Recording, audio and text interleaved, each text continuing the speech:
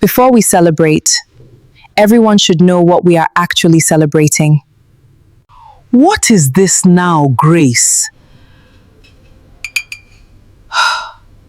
Grace, not now, please, not in front of my parents. There is no pregnancy. I lied about that the same way you lied about caring for me. Grace, explain yourself. This is a laboratory report.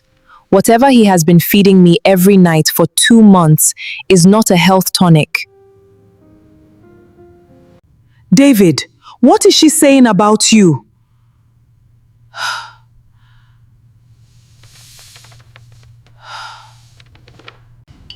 It's not what it looks like. There are bank transfers too. 4 months of rent for a woman named Patience in a flat in Ikoyi. You have been poisoning your wife. My own son. Pack your things tonight. You will not sleep under any roof that carries our name. Grace, please, don't do this to me in front of my family. You did this to yourself. I only made sure the right people saw it. Grace Adiaze had learned to count silence the way other women counted money. 3 nights of it in 1 week meant something was wrong. 5 nights meant something was already broken. By the time she reached 8 nights of David coming home smelling of someone else's perfume and calling it work stress, she had stopped counting and started watching. It began on a Tuesday in their Lekki apartment, the kind of ordinary evening that hides the biggest storms. David stood at the kitchen counter stirring a pot of pepper soup. The same pepper soup he had not cooked for her in 3 years of marriage. He was smiling too much. Men who are guilty smile too much, Grace had noticed, the way a debtor greets a creditor with extra warmth. "You've cooked," she said, leaning against the doorframe, arms folded. "Can't a man take care of his wife?" David answered, not turning around. "You've been tired lately." She almost believed him. That was the danger of David Okompo. He had a voice that made lies sound like love. But Grace had already noticed the pattern. Every time he cooked for her now, her stomach twisted into knots afterwards, her head grew heavy, and sleep came for her like a thief in daylight. 3 times in 2 weeks, always after his cooking, never after hers. She ate that night, watching him watch her eat, and by midnight her body was burning with a fever that made no sense for a woman who had done nothing but sit in an office all day. David sat beside the bed, dabbing her forehead with a wet cloth, his face arranged into perfect concern. "You should see a doctor," he whispered. "I worry about you, Grace." She looked at him through the blur of her fever and understood for the first time that she was looking at a stranger. By morning, the fever had passed, the way it always did, and Grace lay awake beside a husband who slept peacefully, untroubled by whatever he had put into her food. She thought of her mother's warning on her wedding day, a warning she had laughed off as old-fashioned paranoia. Marriage is not only love, Grace. Sometimes it is war disguised as love. Learn to see the disguise. She decided that morning she would stop being a woman who only ate what was placed in front of her. She would watch, test, and set her own trap before the trap closing around her finished its work. Grace worked as an accountant in a firm in Victoria Island, a job that had trained her eyes to notice when numbers didn't add up. Now she applied that same eye to her marriage. She began writing dates in a small notebook. The days David cooked, the days she fell ill, the days he came home late with new excuses. Within 2 weeks, the pattern was undeniable. Every illness followed his cooking by 6 to 8 hours. Every excuse for lateness involved a different location than the one before. She thought of confronting him directly, but something told her that would only teach him to hide his tracks better. Grace needed proof, not accusations. David revealing himself in a moment he could not later explain away. So she built her trap with patience. The way her grandmother used to say, a woman builds a house, one brick, sitting quietly, until the walls stand strong enough that no wind can knock them down. The first brick was a lie of her own.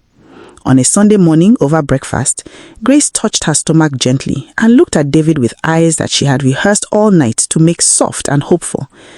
"David, I think I'm pregnant." She watched his face carefully, the way she had learned to watch numbers for the smallest inconsistency. For one unguarded second, less than a heartbeat, something crossed his face that was not joy. It was calculation. Then, quickly as it appeared, it vanished, replaced by a smile so wide and so sudden that Grace understood immediately this was not the face of a man overjoyed to become a father. This was the face of a man recalculating a plan. "A baby," David said, his voice cracking with performed emotion. "Grace, this changes everything." It certainly did. Within days, David's care for her became theatrical in a way it had never been in 6 years of marriage. He brought her tonics from a herbalist in Aja, insisting they were for strong pregnancy. He cooked for her almost every night now, standing over her at the table, watching her drink a dark bitter liquid he swore was for her iron levels. He began speaking when he thought she wasn't listening about when things settle and once everything is arranged, phrases that made no sense for a man preparing to welcome a child. Grace drank the tonic in front of him each night, but David did not know Grace had learned the old trick of the switched cup. On the third night, she excused herself to the bathroom, poured the liquid into a hidden container, and replaced it with plain water colored to match the taste. David never noticed.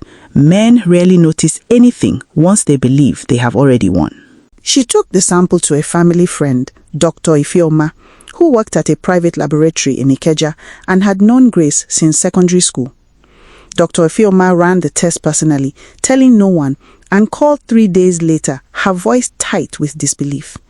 "Grace, this isn't a health tonic. This substance would cause exactly what you've described. Fever, weakness, nausea over time without killing you outright. Someone is making you sick on purpose, slowly, carefully. Where did you get this?" Grace sat in her car outside the laboratory for 20 minutes before she could speak again. Somewhere in the quiet of that parking lot, grief and rage settled into something colder and more useful: certainty. She now understood the full shape of David's plan. He was not trying to kill her outright. A dead wife invites questions. He was trying to make her weak enough that when he eventually suggested she go and rest properly at her mother's house in Owerri, no one would question it. He would have months to build a life with whoever he was truly building it with, while Grace recovered slowly, far away, believing her husband loved her enough to prioritize her health. But Grace was not carrying a child. There was no pregnancy to protect, no fragile life to consider, only her own safety. She had lied about the baby to expose the man. Now she would use the same instinct to finish what she started. She began her second brick of the trap. She let David believe the pregnancy was progressing normally, complete with a fabricated appointment in a clinic in Lekki and a fabricated ultrasound date circled on the kitchen calendar. She watched him grow bolder, more confident, less careful. Men who believe they are winning stop covering their tracks.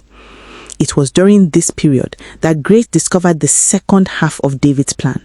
His younger colleague, Patience, a woman Grace had met twice at office functions and always found suspiciously warm toward David, had been renting a 2-bedroom flat in Ikoyi for 4 months, paid for according to bank transfers Grace found on his unlocked laptop from an account labeled Business Development.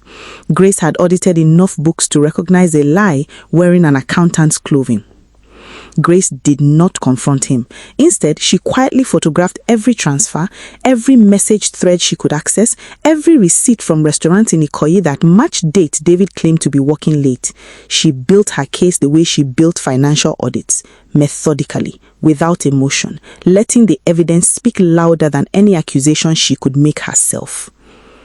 The third brick came from David's own mother, Mama Ngozi, a woman who had never fully welcomed Grace and who made her preference for a more suitable daughter-in-law known through small cruelties disguised as concern.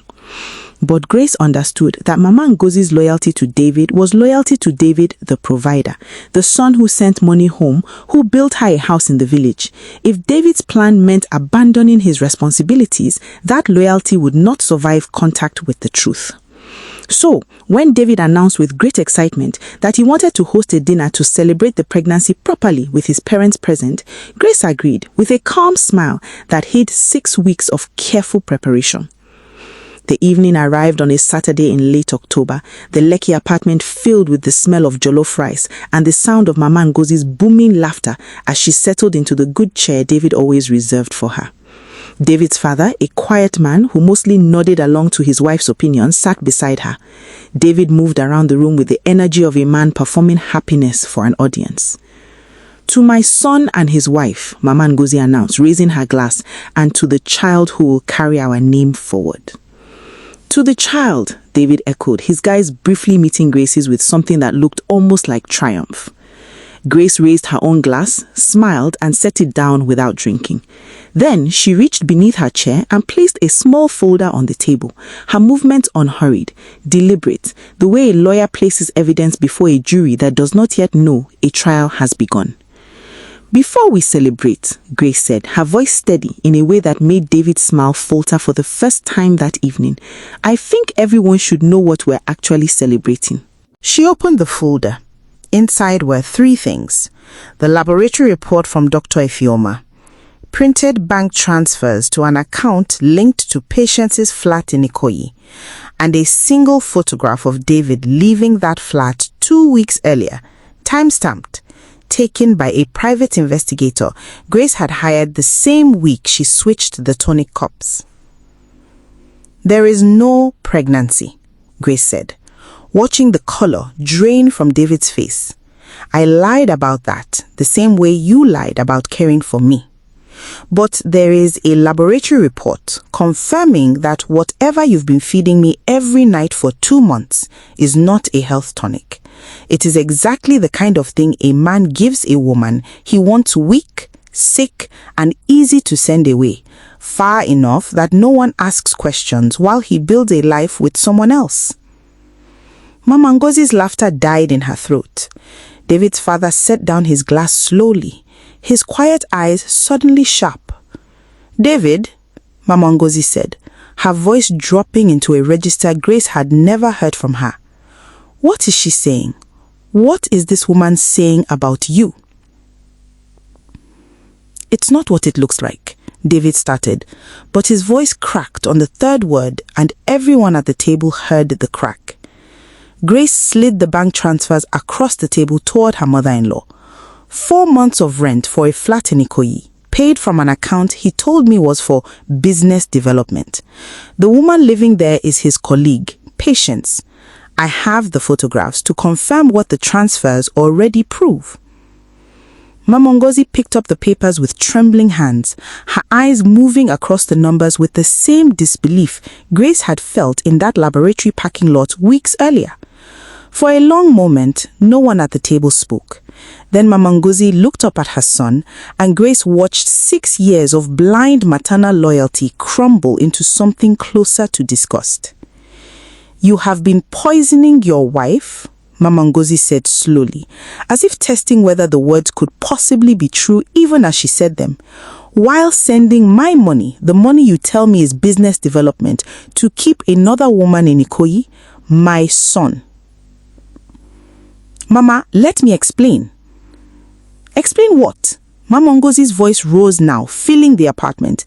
"Explain how you plan to send this woman home to her mother, sick and weak, while you built a new family in Ikoyi.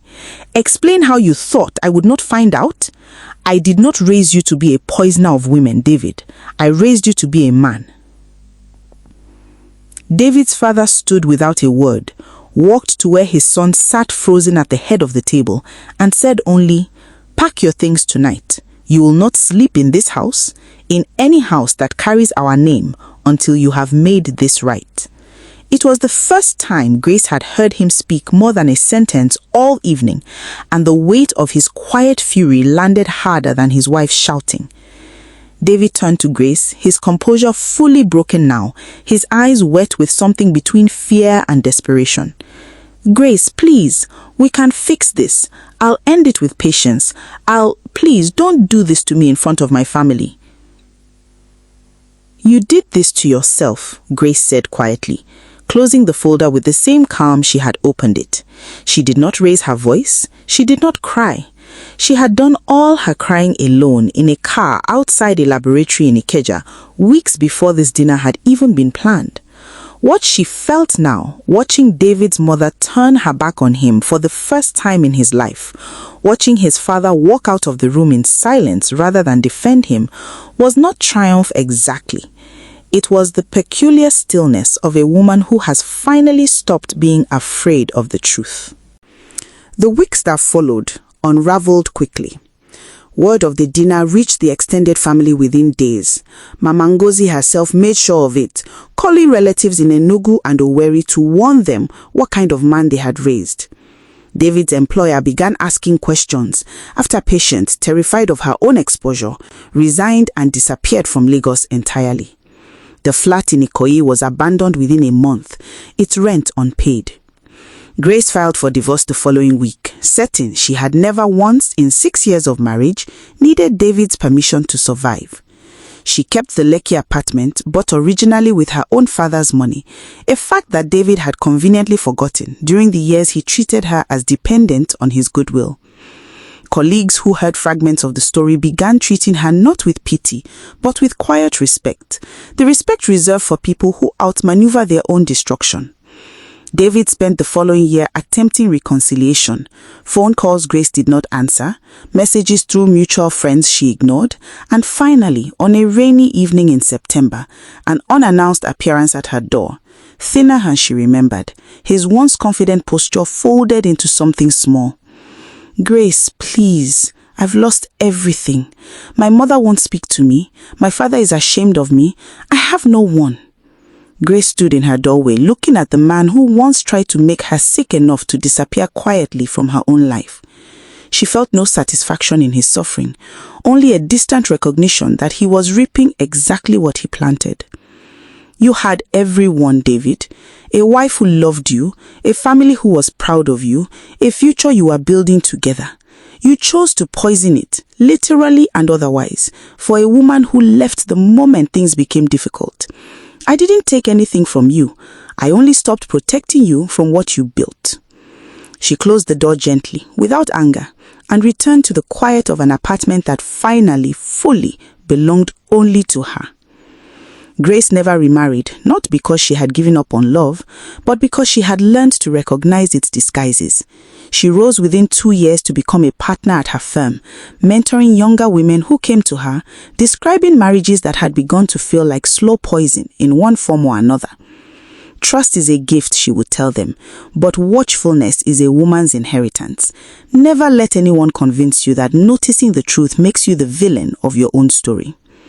David remained in Lagos for a time, working smaller jobs, his reputation too damaged for the firms that once courted him. Eventually, he moved back to the village near Enugu, living quietly under his father's roof, the same father who had told him to make things right before he could come home. Whether he ever fully did, Grace never knew. And by the time she thought to wonder, she found she no longer cared enough to ask. If you were Grace, would you have exposed him at the dinner party, or waited and disappeared with everything first, letting him find out only when it was too late? Drop your answer below. If this story touched you, please like and subscribe, share it with someone who needs it today, and drop a comment. We want to hear from you. God bless you.